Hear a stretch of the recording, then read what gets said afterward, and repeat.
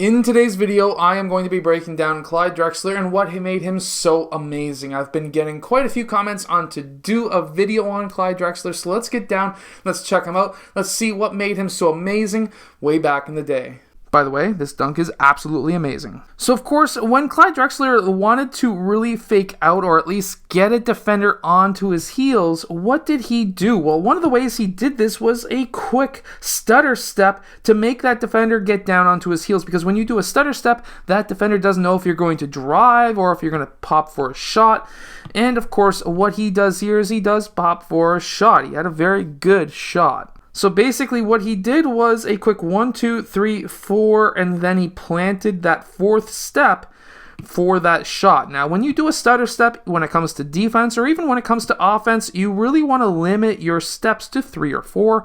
Less than 3 is preferable, mainly because that is how long it takes for that defender to get down onto his heels and then notice that you're really not going anywhere. Here we see him drive, and he did bring that ball down to his waist quite a bit. Now, the difference between him versus the players today is usually what we like to see is to keep that ball up above your head. That's going to show to the referees when you get hacked, but also it's a stronger position. However, back in the day, there was a lot of hacking. There was a lot more hacking back with MJ's time than, of course, today. So, of course, what do we see?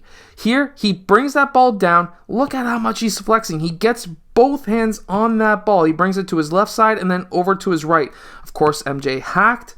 Didn't get called for the foul because it was down by his waist, and he was then able to finish because he was a very strong player. Players today bring that ball way out in front of them, and it would have been an absolute hack, and they would have never got probably called for it. Now, this isn't very clear, but back in the day, they used to really like to palm the ball. As we can see here, he's palming that ball, making it look like he's about to go through his legs. Michael Jordan used to do stuff like this as well, but Clyde Drexler was able to do this too. And when he does pull for this shot, guess what he does? One quick dribble, hard step, make Michael Jordan go out towards that left side with his momentum, stop on a dime, and then turn and shoot. Now, when he did turn and shoot, he kicked his right leg up.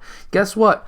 All the great players do that when they shoot, and that is because when he goes up for that shot, he needs to get that right side in line, and of course, here he's able to do so. We can see a close-up right here, and when he took this hard dribble, you want to stop really quickly, and you want to go up for your shot. By kicking this right leg out, you're able to get your right side, and we're able to see that he was able to get his shoulder and his elbow in line to the rim to take that shot. Fantastic shooting form. One of the moves that he really liked to do was a quick, hard dribble towards this right side, get his shoulder into the defender who's trying to cut him off. Here it's MJ.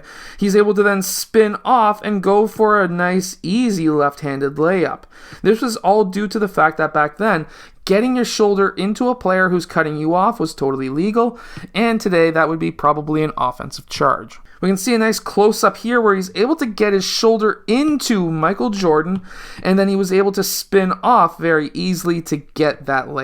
Now, when you're coming off of a pin-down screen or when you're coming up from the baseline and you get that pass and you've got a defender who's really closing out on you really fast, take that shot fake and then drive. That's going to stop that player from being able to basically stop you from driving. That shot fake does a lot.